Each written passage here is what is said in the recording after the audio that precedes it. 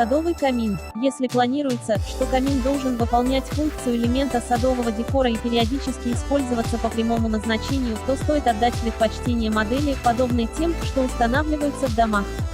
Если же планируется создание камина, пригодного для приготовления пищи, то он будет иметь другую конфигурацию, потому что в его составе будет наличествовать плита или решетка. В таком случае придется подумать об обустройстве навеса.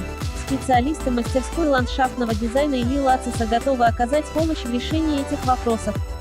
Если информация оказалась полезной, ставьте лайки и подписывайтесь на нашу страницу.